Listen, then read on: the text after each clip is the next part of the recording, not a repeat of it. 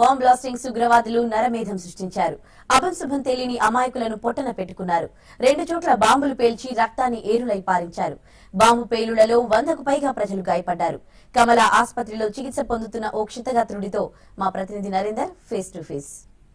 నిన్న దిల్సుఖ్ నగర్ లో ముష్కర్లు పంజాబ్ వేస్తారు. కొంతమంది ప్రాణాలు కోల్పోవు, కొంతమంది క్షతగాత్రులు. అమాయక ప్రజలు ఇందులో మొత్తం బలైంది మాత్రం అమాయక ప్రజలు అని చెప్పుకోవచ్చు. మనం ప్రస్తుతం ఇక్కడ కమలా హాస్పిటల్ నిన్న మిర్చి షాపతను బక్కారెడ్డి మెదక్ జిల్లా జహీరాబాద్ చెందిన బక్కారెడ్డి ఉన్నాడు. మనం చూసుకోవచ్చు విజువల్స్ లో ఈ బక్కారెడ్డికి మొత్తం 2 చెవులు కోల్పోయాయి. అంటే 2 చెవులు వినిపించట్లేదు.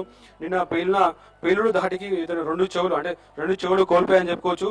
మొత్తం ఇతను నిర్జీవిగా ఉన్నాడు. అసలు మనం ఏం మాట్లాడినా వినిపించలేని పరిస్థితిలో ఇక్కడ విగత జీవిగా ఇక్కడ బెడ్ పై పడుకున్నాడు బక్కారెడ్డి. మన బక్కారెడ్డి బంధువులు ఉన్నారు.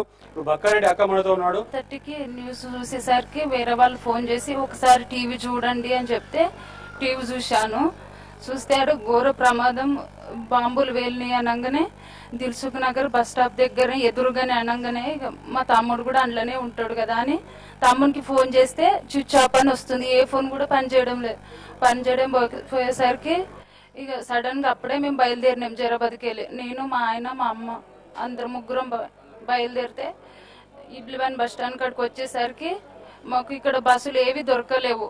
రాత్రి అక్కడనే ఉన్నాము. మళ్ళా మబ్బులు లేచి వచ్చినాము. మా అమ్మవారు బయటికి వెళ్ళిందండి. ఇప్పుడే బయటికి వెళ్ళింది.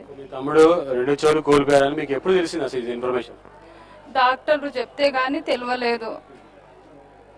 ఏం చేస్తారు? మేము వ్యవసాయం చేసుకొని బతుకుతాం. కూలీ కష్టం గురించే మా తమ్ముడు ఇక్కడ వచ్చిండు.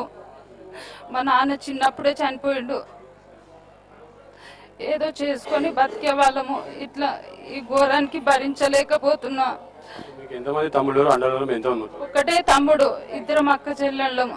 అంటే తమ్ముడి 2 చెవులు కోల్పోయిన అక్క యొక్క మనం ఇక్కడ సంభాషణ విన్నాము. చాలా తీవ్ర దిగ్భ్రాంతి లోనయ్యారు వీరి కుటుంబ సభ్యులు. రాత్రి ఈ సంఘటన తెలుసుకున్న తర్వాత ఖచ్చితంగా ఈ సంఘటనలో తమ తమ్ముడు కూడా ఉన్నాడని భావించి ఇక్కడికి వచ్చి చూసేసరికి నిజంగా తమ్ముడు కూడా ఇంత క్షతగాతులో ఉన్నాడని చేసి తీవ్ర దిగ్భ్రాంతికి లోనయ్యారు.